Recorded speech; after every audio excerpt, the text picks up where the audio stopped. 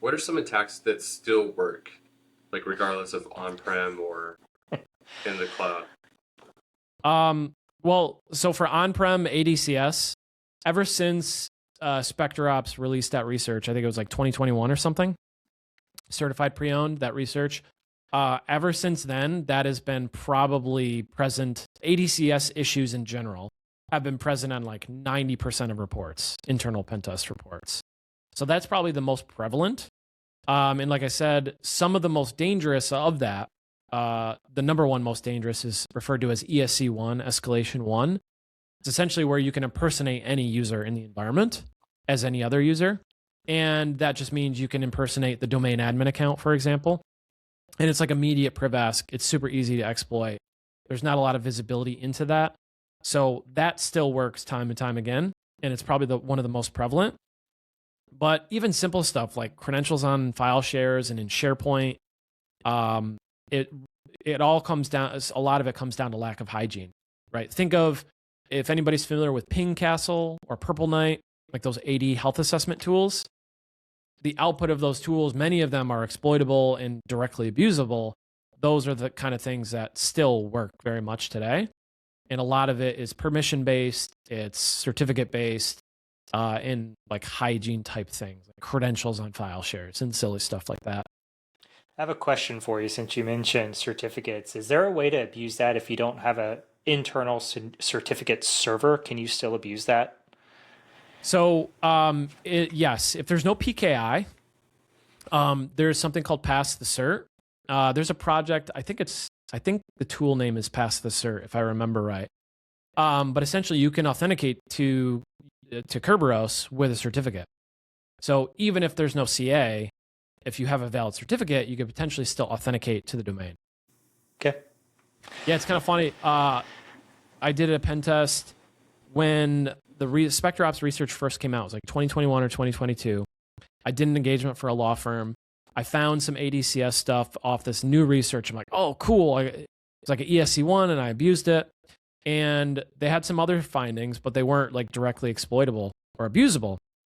I did a pen test the next year, and it was, I think, like 2022 or something like that. And I think it was, I can't remember if I'm getting the name right, like Almond Security or something like that came out with some research about how you can authenticate to Kerberos with certificates and this Pass the Cert thing.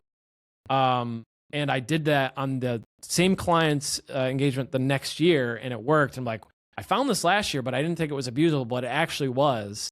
So this has been sitting there for like a year, abusable, and I didn't find it until this research came out, right? So those are some instances where like early on, this stuff was still developing and people are still finding more abuses to it. Like you can coerce and then relay, right, with certificates. So a lot of interesting attacks that way too. Yeah, I asked because I was looking to do a certificate attack my last pen test, and I just couldn't find a way to make it work. I haven't needed to. I was like, oh, let me try something different, and just trying to force it in there because I haven't got to use it in a real environment yet. So I was like, well, I don't think I can make it work. Yeah, I just looked it up. It's from Almond OffSec. It's called Pass the Cert. So you can authenticate to LDAP and LDAP-S with a certificate through S-Channel. Okay. So that's like the path there, if there's no PKI. Yeah, I'll look into that more after this. You were going to ask something, AJ. Sorry, we nerded out for a second. Man, admittedly, I didn't know that users had certificates. I only knew of tickets. So that whole thing is interesting. But yeah, I pulled up the link to the SpectreOps research. Now he's going to make a detection about it. I don't think you can. Not enough people are looking at LDAP for detections. So I would, if we could rant on that for a minute, yeah, go for it. A lot of times, and Mike, you probably relate to this, like you do a pen test and you maybe are able to pivot to a machine that doesn't have EDR, like an unmanaged device or just doesn't have EDR, or you can access it through a VPN, or you have maybe in a red team scenario, you have some sort of implant, right? And you can proxy your tooling in. In all of those cases, EDR is almost meaningless, right? It's getting better, but a lot of those signals to detect it is on the network. It's LDAP, it's SMB, it's all those other things. that the EDR doesn't have telemetry for. It's on the endpoint, right? It's looking at processes and memory and stuff like that. And if you are doing recon, if you're like looking at certificates or running LDAP queries, all that stuff will kind of breeze by the EDR. And that's something I wish folks would do more, is like focus on network and LDAP and all these alternate communication channels for detection. Because it's known, like if you look at a CrowdStrike report or other reports, they show attackers they're going after unmanaged devices. They're going after devices that don't have EDR, firewalls, edge devices, appliances. They're starting from there and pivoting to those because they know once they get to it, like detection is minimal from that point. Yeah, I had a client that I've had for a few years, and I decided to pursue that route because I try to just focus on different things every year with them, just to give different perspectives. And I kept finding the same thing, had default credentials, and I would put it there every time. I was like, okay, let me show the impact from this. So I used it to stage all of my attacks that year. Just I was launching everything, would upload all my tools because it was a conference system or something like that. And yeah, just Linux, whatever, boom, just launch everything. Like, yeah, we didn't see any of that. And like, there you go. That's why you should change the password. Yeah, even some of the identity products, like they've come a long way. But so for example, CrowdStrike Identity, at least at the time of testing, this was maybe last year, I want to say, I did an internal pen test and I got an admin account through Kerber Roasting and Cracking the Hash. And it was a local admin on a server.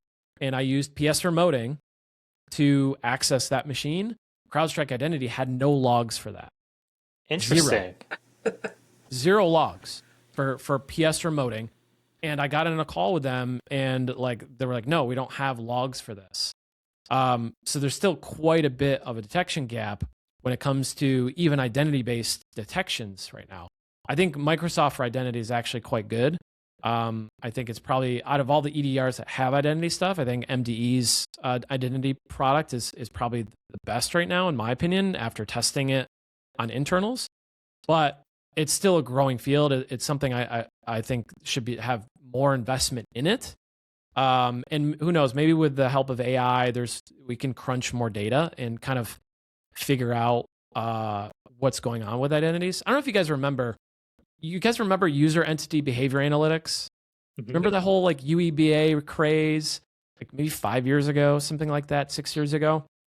I wonder, like I know that kind of transitioned into identity because CrowdStrike, their identity product used to be a product I can't remember the name of, but they bought it, right? They bought it and they bolted it on. It wasn't like a native creation for them. And I think that's what has happened to a lot of these identity products is they bought stuff, bolted it on, but never really invested in it because they've been attracted by other things. But UEBA, like this user entity behavior analytics thing, and like identities, it's super important to focus on. And I think it's untapped potential from a threat detection standpoint. Yeah, it's definitely an interesting area, and I know SIMs are starting to build that capability in. Like, I think Splunk and Elastic all have that type of functionality in there. And it is good, but it has to be chained with some other stuff. Like now they have a lot of risk-based alerting, risk-based type of detection stuff going on. And it definitely plays hand in hand with that world now. But like the classic AD attacks, like the Kerber roasting, stuff like that, like just ticketing attacks are so difficult. I don't know if you've ever looked at detections for those, but they're such a pain to get to a good fidelity. It's such a pain. Yeah. And that's partly Microsoft's fault because if you've ever looked... Yes, blame Microsoft. Yeah. Listen, I love Microsoft. I'm an MVP. Like, I grew up on Microsoft. Like, I owe a lot of my career to Microsoft. But, like, let's call it out when we see it, right? The auditing and the logging and just the certificate database itself doesn't have a lot of data to go on, right? There's very few logs for ADCS. And the only way to get to that is to have something running on the CA server and like create some of the telemetry yourself, which to your point is very difficult, right? Like the native logging is not super helpful, especially in a larger environment that has a ton of noise and you actually have certificate requests going on all the time, right? it's not like, you know, a lot of SMB clients, like they might not even use their certificate server and it's like they're decommissioning it so it would stand out. But in large environments who are actually using their PKI, like no way.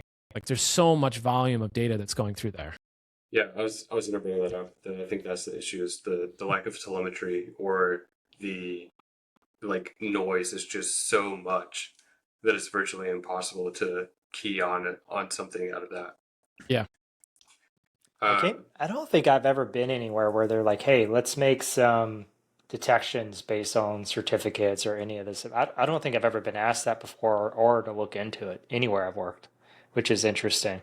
I've seen it come up a couple times on internal pen tests where the clients have alerted on like the Kerberos ticket request using a certificate. And I think that's what MDI, Microsoft Defender for Identity, is looking for. It's the Kerberos request via a certificate, which Kerberos logging is a little bit better, you know? So being able to see that is maybe a little bit better. It's a little bit behind the 8 ball, if you will, because like you already have the certificate and now I'm authenticating to Kerberos. Like it's almost too late at that point. It's something. But the Kerberos side of things is maybe a better detection avenue at this point, because there's just a little bit more logging and telemetry there. But it is a difficult thing. And I empathize. Like I'm not a SOC analyst or a threat hunter, detection engineer by any means. I know some of them and I know how difficult it is. Particularly like you were talking about at the beginning of this episode, is like you change one thing and now it's completely hidden, right? Like you just tweak it a little bit and you find that, oh, this rule actually doesn't fire on it because of whatever, right? I feel like a lot of detections can be brittle and broken, and I empathize because I think it's a very difficult discipline in security.